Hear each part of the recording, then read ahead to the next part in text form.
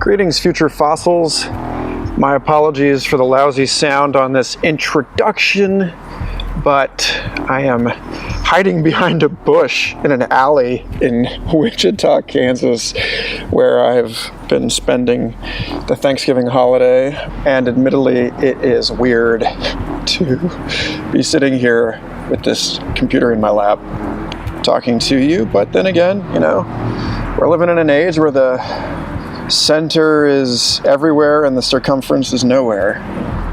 Nature and culture have remixed in bizarre and wonderful ways. A huge part of that remix is, in the words of theologian Matthew Fox, the return of the Black Madonna, the movement from the margins to the center of the repressed feminine, the body, nature, all of these things that the modern world abandoned or explicitly subjugated. It's something we're all living with on the daily news now as Hollywood comes apart under the influence of the sexual harassment scandal proliferation. And of course in what Doug Rushkoff called fractal noia, which is the anxiety that we experience when we are subject to simultaneous news from all over the world. And the commentary makes it to us sometimes even before the story itself. So yes, the Black Madonna, the feminine shadow of our modern society, is heavy on my mind lately, especially as today is Black Friday. A sort of perversion of the compassionate feminine spirit of gifting that surrounds this Nazarene holiday of Christmas and its bizarre mythologization of our European colonist relations with the indigenous peoples of Turtle Island. Anyway, with all that said, I'm really excited to share this episode with you.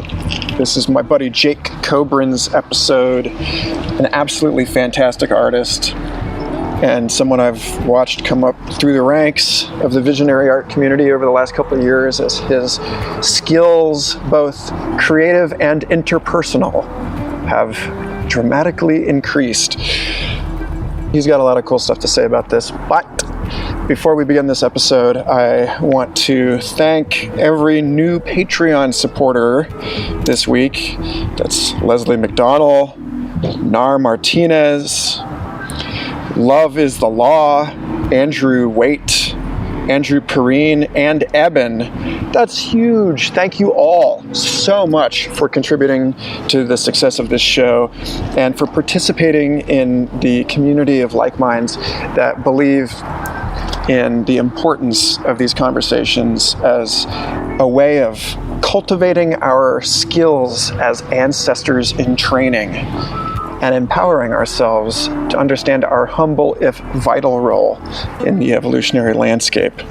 If you'd like to contribute to this show and score exclusive patrons-only episodes, catch some excerpts from my book, How to Live in the Future, before they're publicly released, get all of my new music for free, like the stuff you're hearing, you can go to patreon.com/Michael Garfield, or just look up Future Fossils Podcast on Patreon. We're only about 20 more subscribers. That's a $2 or a $5 subscription away from reaching the goal for the year. And that would be just a totally wonderful thing to fulfill my New Year's resolution for 2017. Anyway, I hope you're all weathering the holiday madness. I love you. Enjoy this episode. Right on, dude. I'm glad to have you on the show. Yeah, man. I'm really glad to be here. So the last time that we hung out, and I think this is where I want to pick it up because of the sort of air of things going around right now. I'm not sure exactly when this episode will be posted, but the last time we hung out, and this is a sort of evergreen or perennial topic, I think, we were talking about, we were at Burning Man, and you were talking about you had these stickers of one of my favorite paintings of yours, which is the Black Madonna, and we were discussing our attraction to and fascination by and like insistence on the significance of this archetype of the like Mary Magdalene archetype, or the repressed shadow form of the Virgin Mother. And I'm really curious why you felt the desire to take the time to paint such an elaborate piece of this image, and like what that has to do with the rest of your life, and why you feel like it's like potent or relevant right now, like at this moment. Yeah, well, it's funny because when I was creating that piece, I don't think it was really like a firm concept on my mind that I was trying to express. And the way that I work, typically I find myself being surprised by the actual content of my artwork. So in the case of that piece, it was kind of an amalgamation of a lot of different people in my life, notably like my ex-girlfriend Magdalena, and then this friend of mine, Muse, who ended up actually musing for that piece. So it's kind of interesting. Like, it started off just as like a little, like, like Muse and I were just hanging out, and it was kind of like a bonding experience for me to like draw her portrait. But her name is actually Muse. Her name's actually Muse. Yeah. Well, that's pretty straightforward. Okay. Yeah. So, like, why beat around the bush, right? So, yeah, we were just hanging out, and I like drew her portrait, and then I abandoned it for a while. It was just sitting on my hard drive, and then I sort of picked it up to like elaborate upon it. And I just kind of like, I work from a very intuitive place, so all these kinds of elements, just based on my own experiences in that time, were just sort of like floating around my mind, and then they got kind of like imposed onto the piece for it to be realized into what it is. And then it wasn't until after it was finished that I kind of like, I didn't have a title for it for a while, and then the title Black Madonna just kind of came to me, and sort of my understanding of what the image represents like was clarified through my own reflection onto it.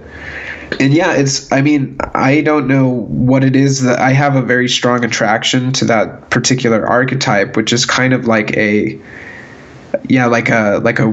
wounded shadow of the feminine in a way, but it's also this sort of like sinner saint, like marriage of like holy and profane kind of thing, that often attracts me. And I don't know if it's because like I almost like pride myself on my ability to accept people and their flaws and like my own shadows and things like that as well. And so I'm often attracted to people that have this very pronounced like shadow aspect to them. And I think that piece as a whole, in terms of where we're at, kind of, because we're at this place where the feminine has been really repressed, and there's been this, kind of patriarchal dominance. So there's a lot of wounds to the feminine as a result of that. And so as the feminine like rises back to its kind of power, there's a lot of like friction there. And as that friction builds, that shadow is more pronounced. But it's kind of like understanding that and seeing it for what it is, and realizing that it's also sacred. And, our conceptions of what is considered holy as something that is only light is kind of false. And I think that it kind of urges us to see the beauty and the holiness of our darkness as well. Totally. Well, I mean, I something about this, because I want the like performative acrobatics of looping that notion of the non-duality of sacred and profane into the like temporal aspect of this, and how it seems like largely a matter of perspective, like an interpretive decision or something, that we have these two competing myths about the world. And one is that it was perfect or, sacred, or there was a golden age that's like a lost yesterday. We've been ejected from the garden and everything's just falling downhill and, going to shit. And that's very, there's an unusual, similarity or isomorphism between that biblical mythology and then also the way that we talk about the Big Bang and the universe being an entropic decay emerging from this single point of perfect symmetry. And then the other myth is that it's, it started from nothing, that it was, just a mess of crap, and that it's clawing its way up into greater and greater perfection. And it seems like both of these are really partial stories, and it seems like the truth has to contain both of those stories. Like, who is it that, oh my God, I heard this the other day. Somebody said, if you have been arguing for more than 5 minutes, chances are both sides are wrong. So it's like these two perspectives that have been at it for thousands of years are like both missing something vital. And so there's something that seems related to the fact that, like, you talk about it, well, it wasn't clear to me what this piece was until I was done with it. And that there's this thing about interpreting a work of art, which I have experienced also, that like you get into these spaces and you allow the creativity to flow through you, and you don't really ask questions, and you don't sit there with your editor mind. But then, like, after the fact, all of this meaning starts to make itself apparent, and it's like the actual moment of creativity or novelty or transformation or whatever is beyond the reason or rationality or our ability to make sense of it.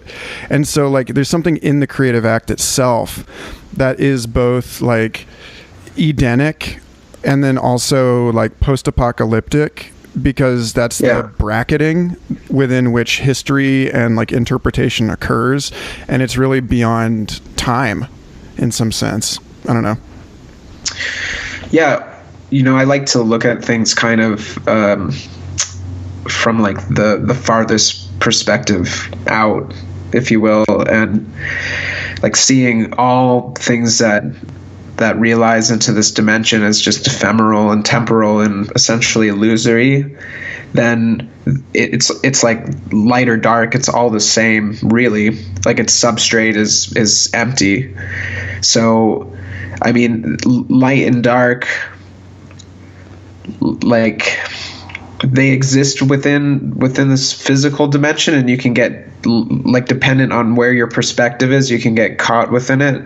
But then if you stretch your perspective far enough back, you can kind of just see it all as like the dance of different experiences, which all like arise and pass, and they're all kind of empty. So I think, like, we get too like idealistic about what our perspectives of what like right and wrong and good and evil looks like, which are kind of just like conceptual impositions that in the greater scheme of things, like if you look at nature, kind of like they don't have those same impositions. There are like fierce animals that we don't really look at as being evil.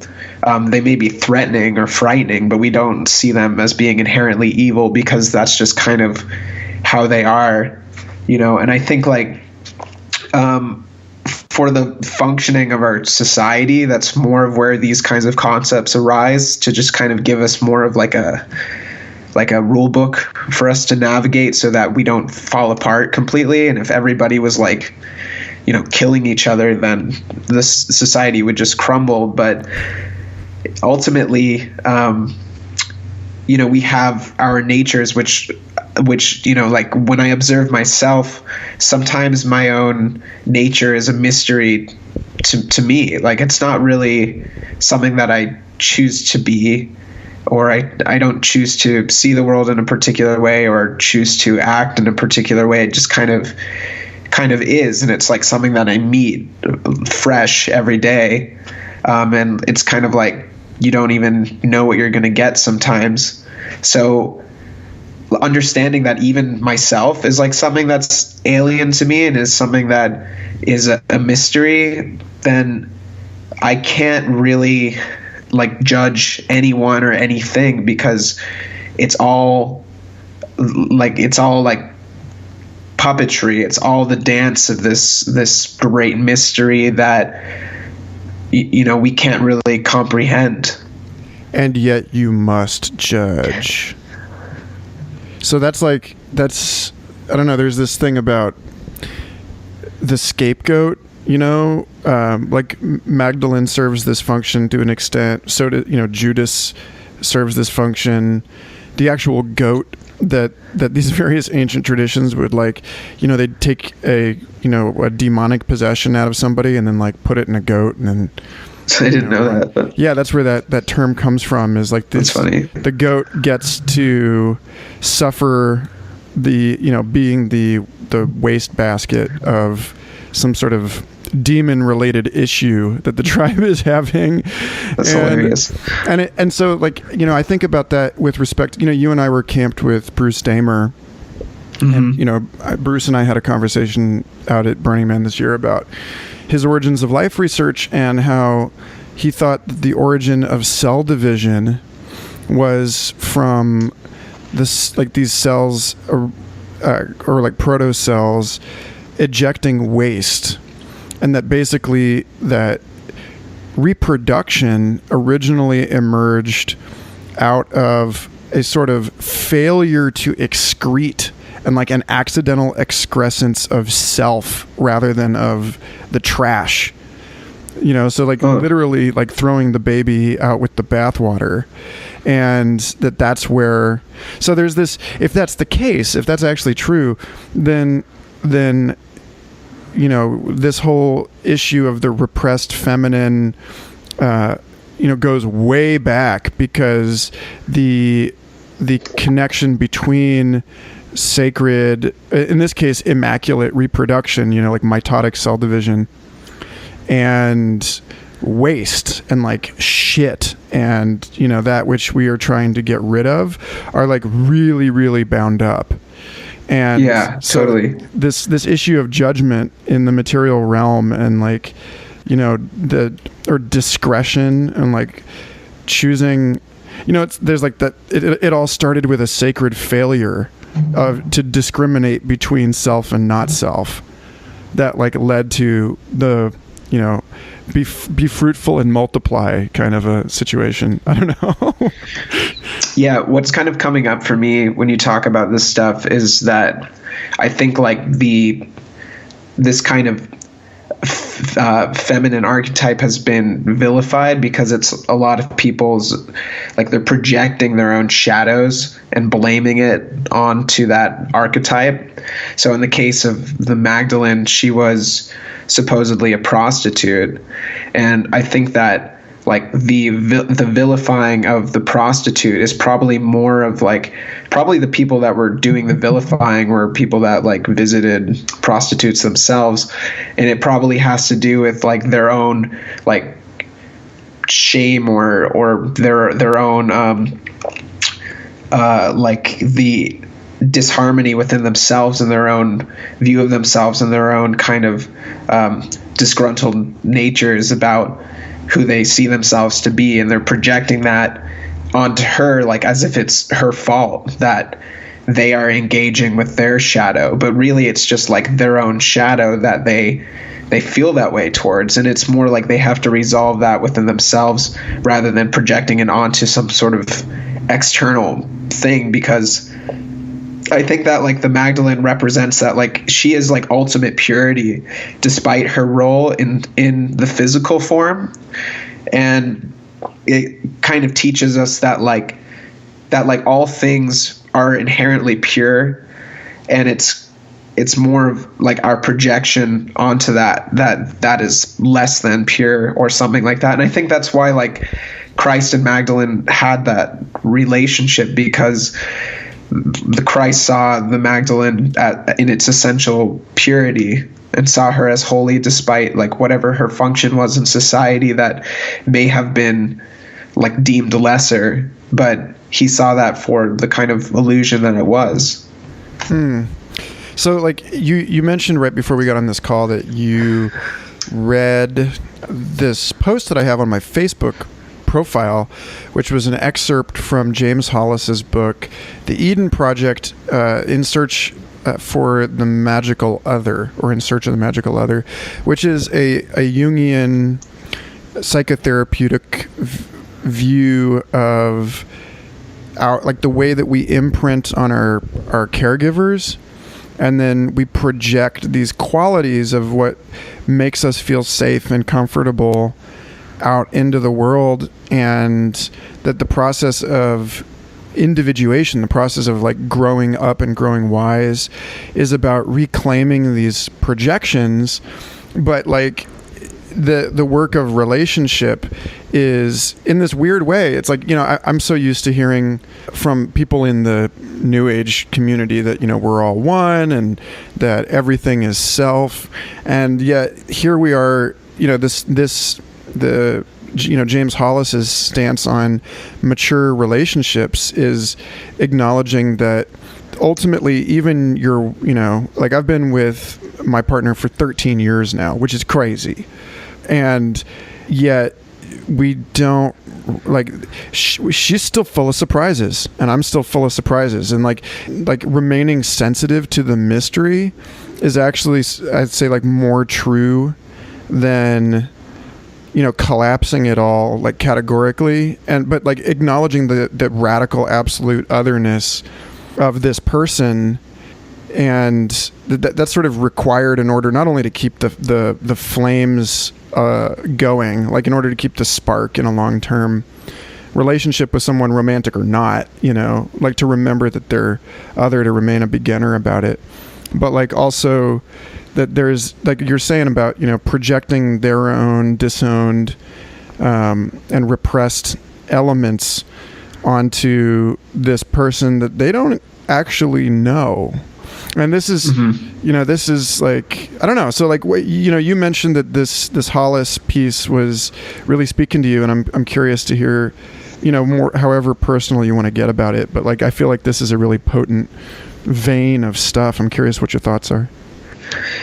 Yeah, I think that, one of the things that really spoke to me with that article was that they were talking about like asking yourself what you feel the partner can give for you, and then try to foster that within yourself first. So it's like, oh, I want to be in a relationship so that I feel better about myself. It's like, well, maybe you just really need to work on feeling better for yourself, and not like relying on a partner to do that for you. But yeah, I don't know. It's interesting because I've also been reading a bit of Don Miguel Ruiz's The Mastery of Love, which is a really beautiful sort of quick read.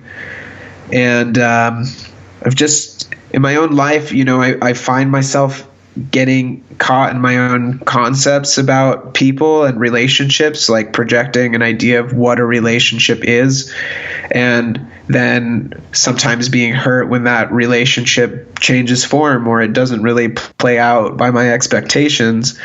And so I'm trying more and more to just embrace this idea of kind of like unconditional love, which means that I can love and accept somebody fully for who they are without needing to project an agenda onto how they relate to me. So I think that the way that a lot of people tend to relate to other people in relationships is like, I will love you if you show up for me in a particular way. Like, I have this expectation of how I need you to behave for me. And then if they don't do that, people then retract their love almost as like punishment, or they get hurt and upset. And it's, like understanding that people are wild, essentially. Like, people are not are not domesticated by my own expectations, and therefore they're going to behave in whatever way they behave in, and with which I have no influence over, and I have to just be like the container of loving acceptance to that, for whatever they do, because it has really like nothing to do with me personally. It's just people are these vast, complex organisms shaped by so many different things and experiences that, like whatever they do, it really has very little to do with me, and understanding that gives me space to just allow people to kind of behave in whatever way they behave in. It reminds me of this week on our anniversary, Lucky 13, I gave Bay a copy of Hakeem Bey's Temporary Autonomous Zone. Oh yeah, I've read parts of that. Yeah, dude. So he's, this whole notion, he lays out this notion of ontological anarchy, that even though we can't come up with a utopia that's going to serve everyone forever, and so we're like any kind of notion of social or political perfection is just fleeting, but it's because the empire that we're all afraid of and trying to like fix or build or what, this monolithic idea is actually just nonsense. That it's like the social ego.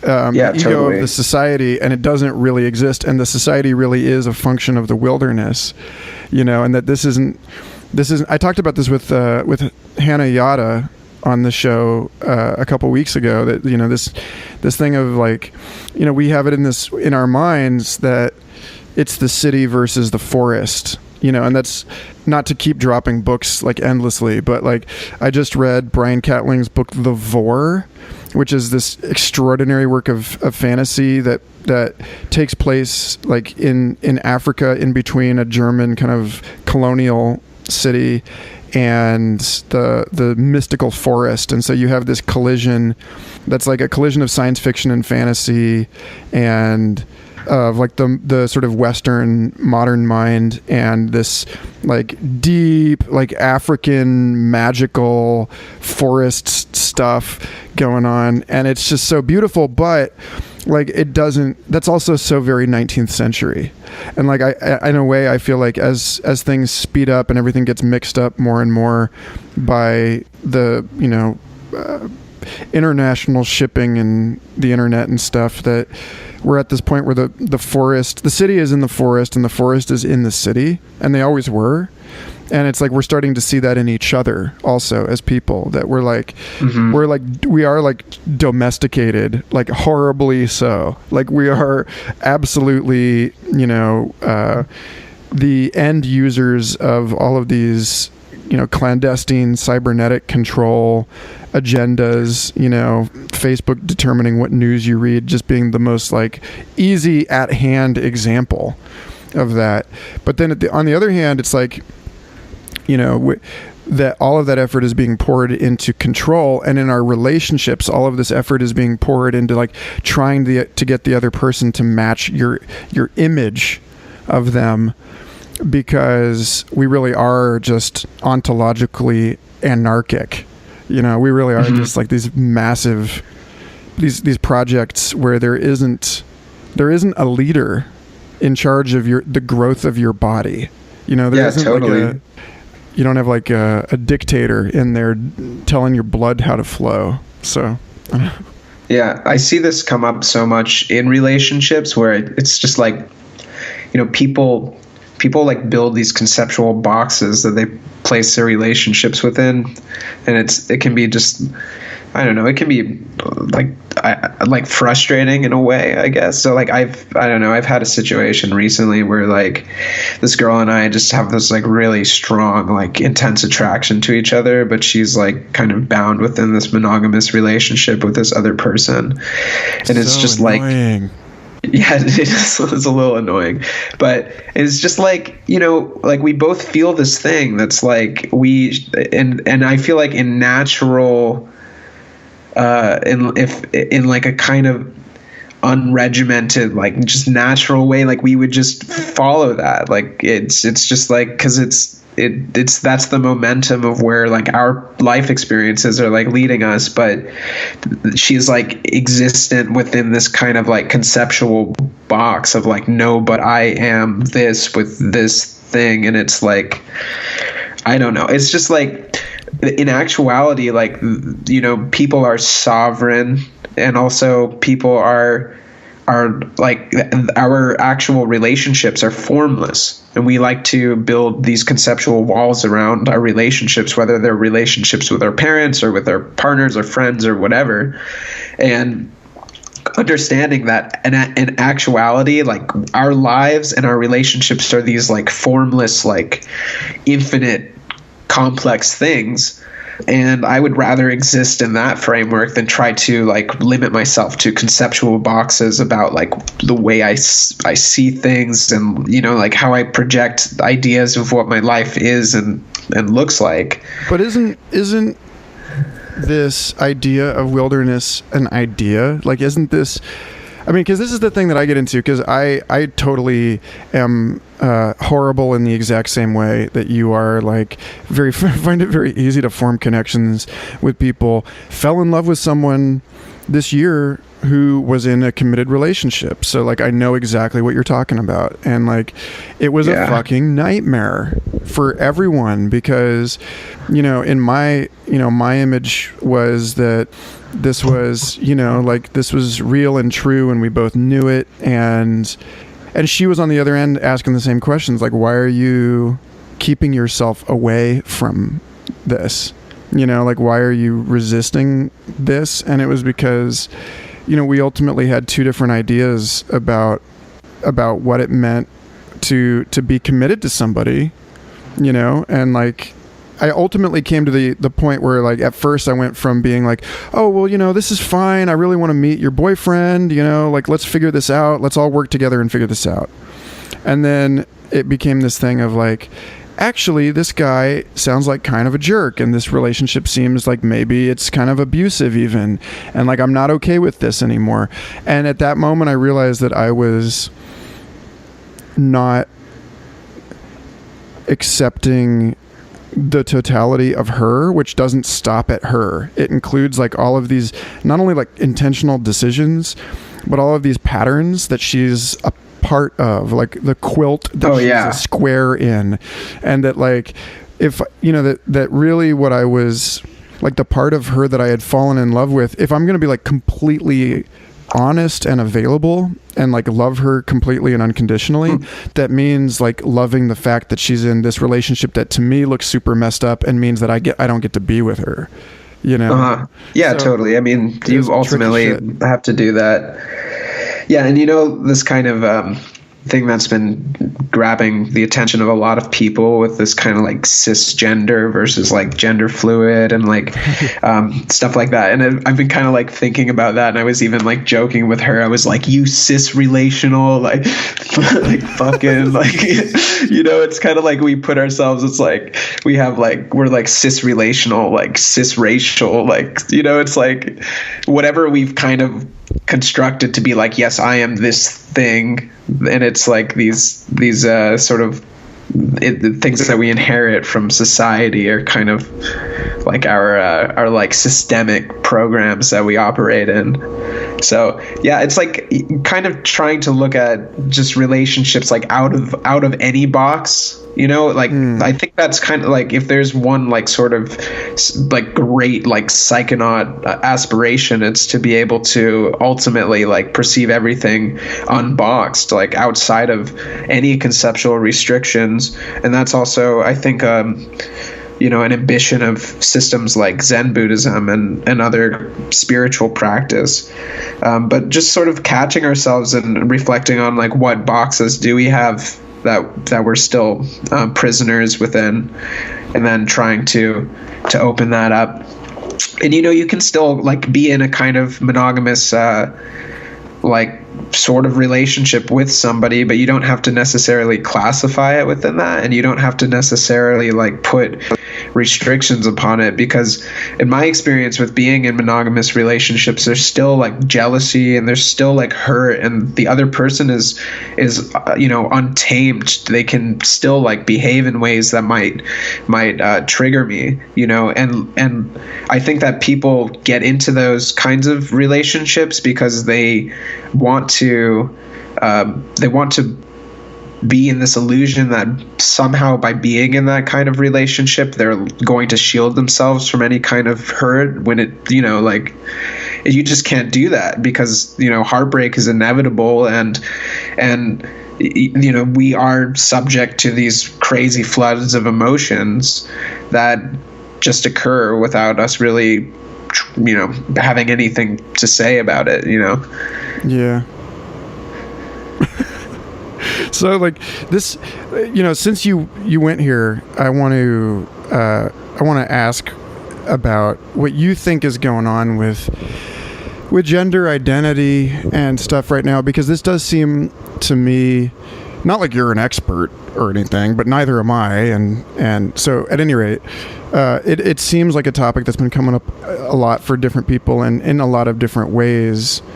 Like I feel like this is a year that my interest in the Black Madonna is really triggered keenly by the fact that I have spent a lot of work this year and made a lot of progress in getting more and more intimate with my own psychic feminine. This thing that actually, this is way beyond the scope of our conversation, but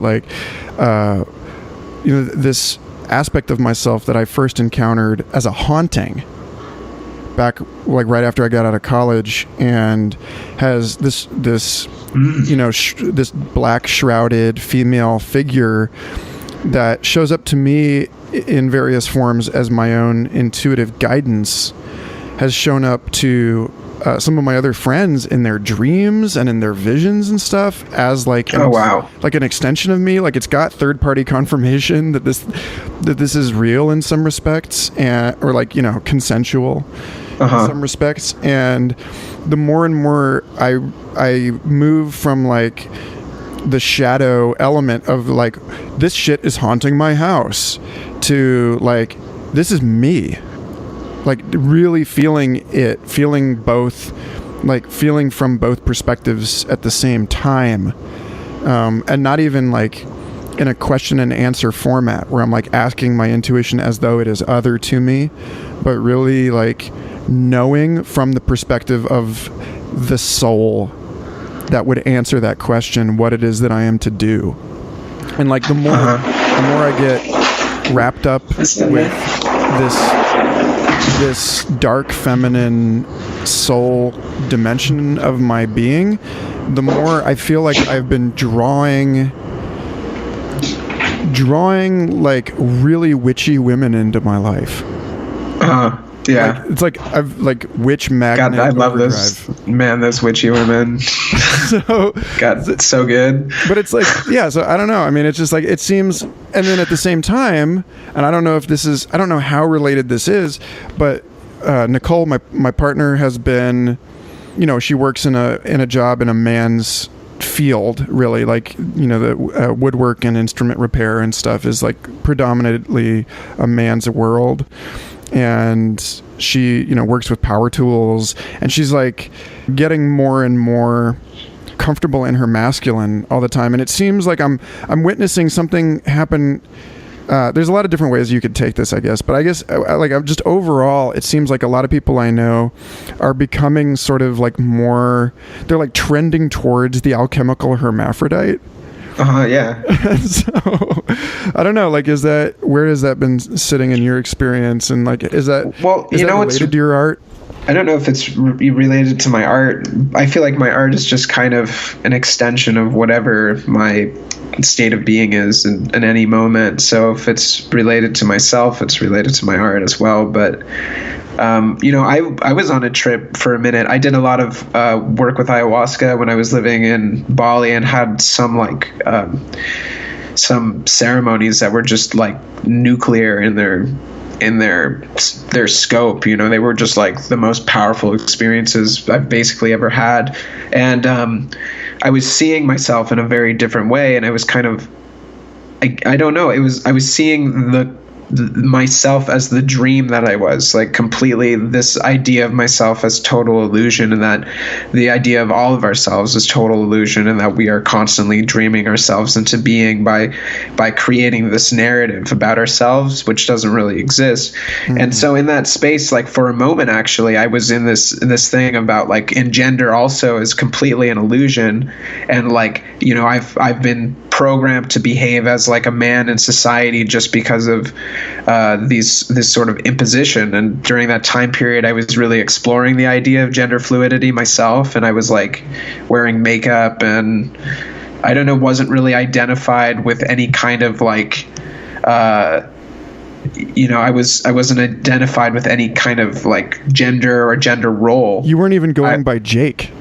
I wasn't even going by Jake. It's true. I was Andrik for a while, and that was, Andrik had no gender and like no real like orientation towards any particular, like I just wanted to exist outside of that, like purely to be just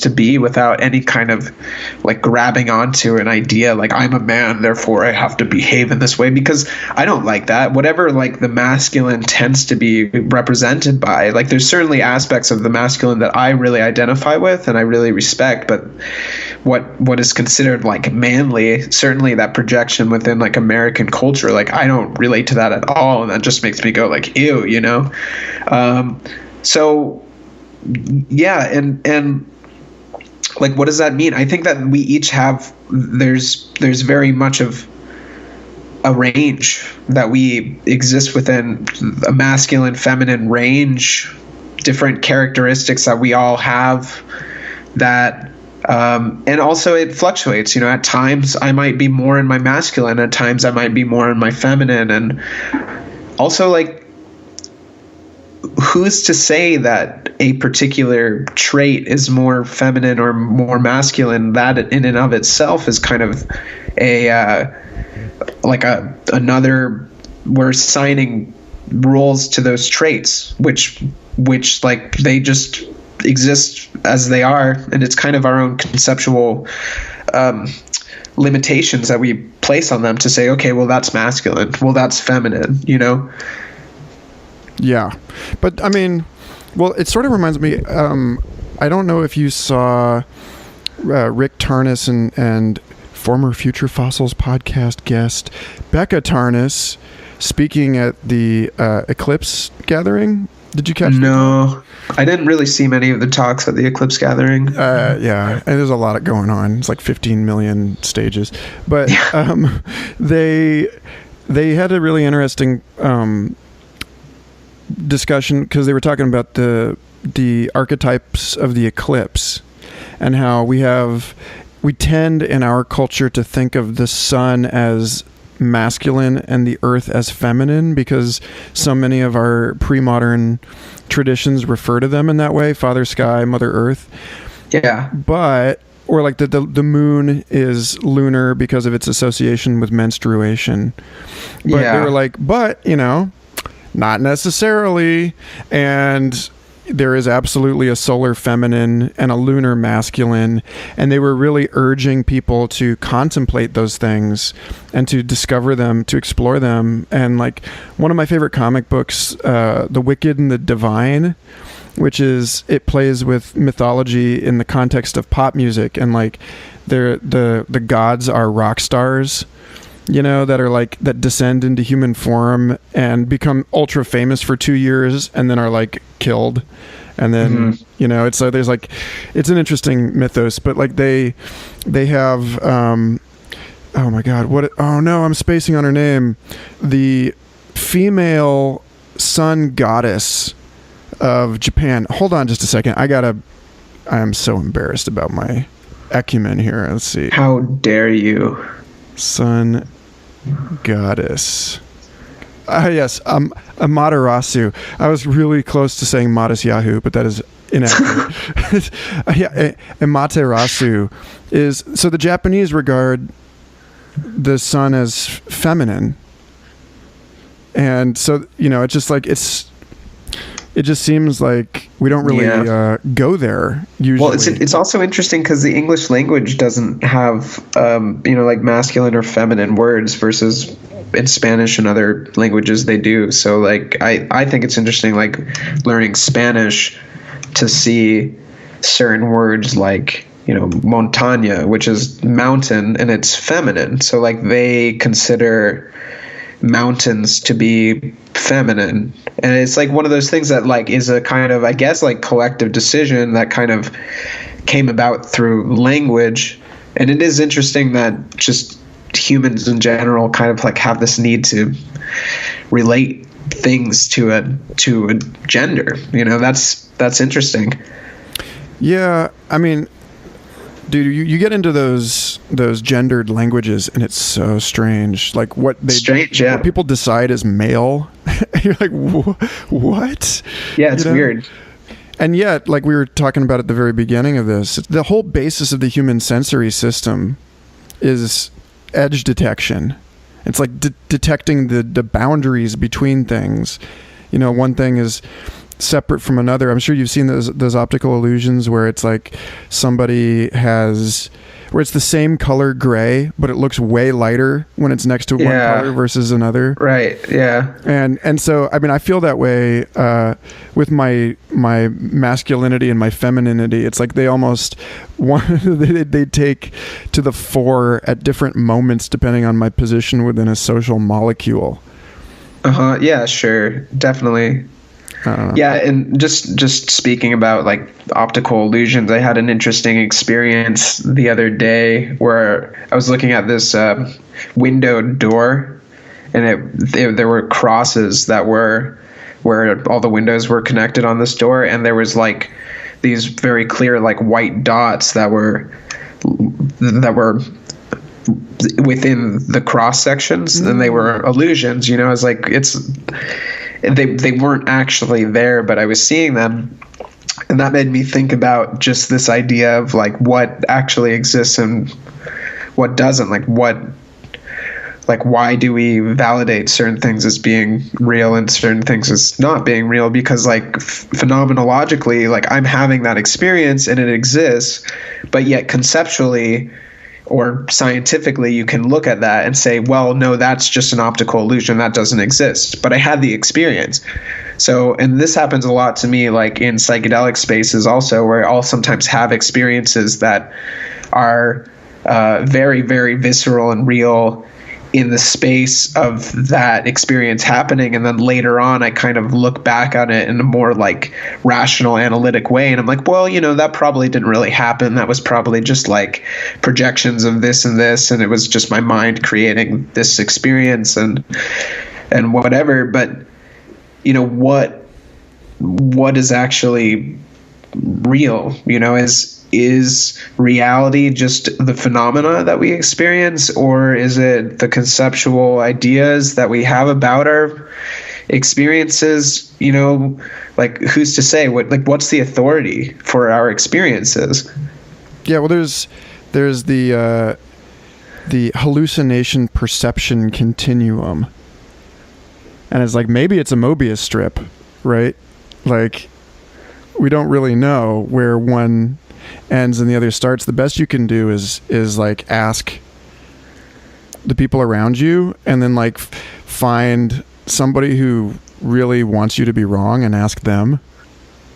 Mm-hmm. Like I had so many like right after I got out of college, probably not coincidentally around the same time that I was experiencing a haunting in my house, I went out with some friends to this lake by my school a few times over the course of a year, and we had magic mushrooms, and I had never seen anything that I felt like I couldn't tell whether it was real or not. At that point, like I had been taking mushrooms at the same place with these same people for years, a couple times a year.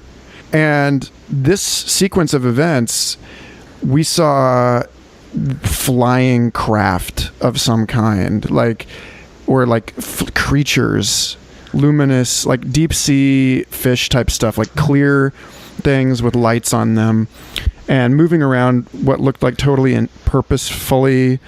And it was such a challenge to find the edge of, like, the first time I fucked up completely and I was just like, hey, do you guys see that? And they're like, yeah. And I was like, oh, okay, well, you clearly you're seeing the same thing I am. And then later it was like, no, not at all. Total disagreement over what we experienced. And my friends were like, yeah, we were just tripping, I don't know. And I was like, no, we absolutely, you guys are fucking, you're doubling back on your own experience. Like, what you saw. And so, like, the second time when I took a different group of friends out there and we suspected that this might happen again, I was like, we need to lay down some protocols, for, like, we need to, like, bring the scientific method into this trip, because we need to, like, not lead one another with our suggestions of what we think the other might be seeing, but we need to find some way to agree on this. And it really is tricky, that border. I don't know. Mm-hmm. Yeah. Well, I mean, I think we can just kind of let our experiences exist without necessarily needing to put them into a category as, like, real or not real also. Yeah, I mean, you could just, like, from a scientific standpoint, it's still, you can authentically say, like, person had experience of this, and that's correct, and you don't necessarily need to analyze that further. You can have these experiences and not necessarily need to then put it into some other kind of, like, conceptual framework of, okay, well, this experience was real, or this experience was a hallucination, and then our hallucinations, it's real. So the rabbit hole goes pretty deep at that point. So just kind of resting in, okay, like, well, that happened. That's what I've done in a lot of circumstances. It's just been like, well, that happened, Or did it? Well, I mean, I had an experience of it happening, so that's all I can say. Yeah. I can't say if it's, like, verifiably real in some kind of collective sense. I can just say that I had an experience of that thing occurring. That's it, really. Yeah. I'm kind of curious. So I have a little write-up about the Black Madonna. If you'd want, I could read it to you. Okay, so this is what I wrote about the piece. There's a lot to say about the archetype of the Black Madonna. It is an archetype in many ways closely related to the Magdalene, and even in some ways Kali. In ancient religions, the fire of truth has always been upheld by men and women both, making a perfect dance and balance of the masculine and feminine. But in our modern society, for a very long time, the role of truth bearer is one that has been granted authority to men only, and women of spiritual power have been stamped out. Once a perfect balance demonstrated by the tantric power of the union of Christ and Magdalene, the patriarchal dominion of church almost erased the symbol of the Magdalene, the high priestess, and with it everything she embodies. Under the foot of patriarchy there is friction, as the potency of the feminine rises to acknowledgement once again and threatens to burst through the cracks of dominance like lava erupting out of a volcanic womb. The Black Madonna to me embodies this sacred wound, this shadow that is carried by the feminine in this day and age. It is powerful, and it is worth feeling threatened by, just as one can be awestruck by the force of the tornado and the many destructive powers of our Mother Earth. But also this arising force is supremely necessary, the evisceration of so many oppressive and harmful dogmas so in need that I believe this is an archetype worthy of reverence. Behold the beautiful darkness of the Black Madonna. Yeah, dude. Right on. I would love to also share with people, I think I told you about this when we were having our box truck conversation at Burning Man, that Matthew Fox wrote a really beautiful piece. The theologian Matthew Fox wrote a piece about the return of the Black Madonna in our time.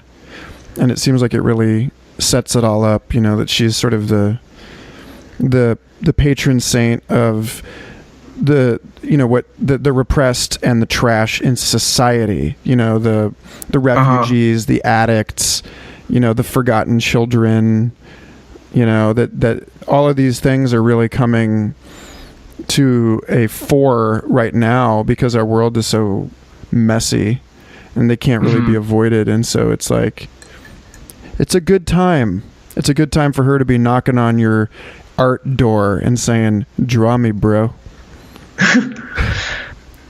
Yeah, for sure. So what's next for you, dude? Like what's on the horizon of your evolution?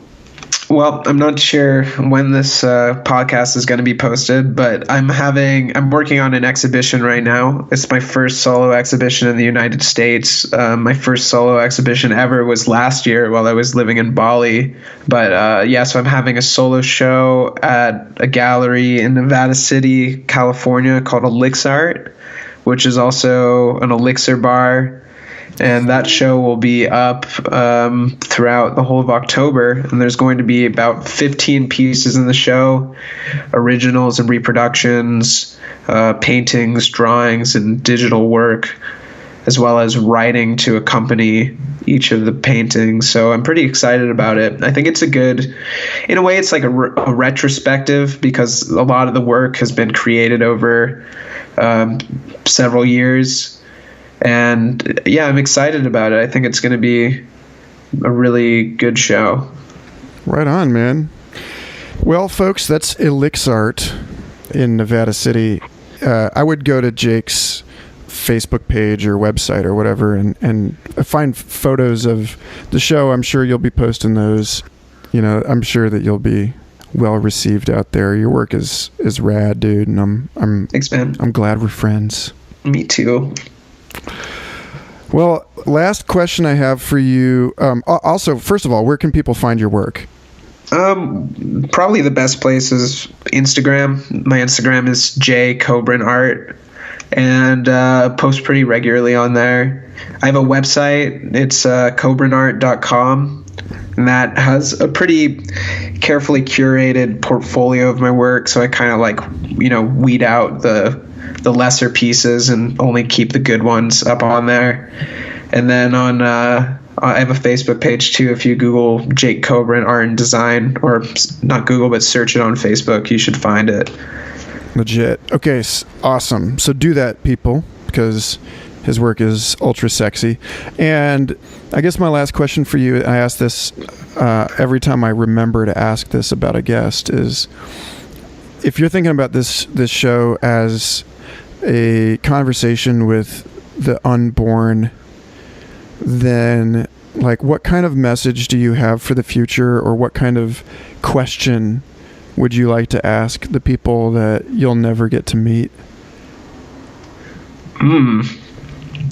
That's an interesting question. I guess relax and enjoy the ride is a pretty good message, and just rest in the mystery and let the vast mystery of life unfold onto your experience. I like it, man. Thanks for being on the show. Yeah, man, my pleasure. Thanks for having me. Totally. Take care. Thanks so much for listening. I hope you enjoyed that conversation as much as I did. Future Fossils is part of the MindPod Network, an amazing collection of podcasts along with Third Eye Drops, Synchronicity Podcast, It's All Happening, The Astral Hustle. Be sure to go to mindpodnetwork.com and check it out. And if you'd like to support the show, patreon.com/Michael Garfield. Thanks again.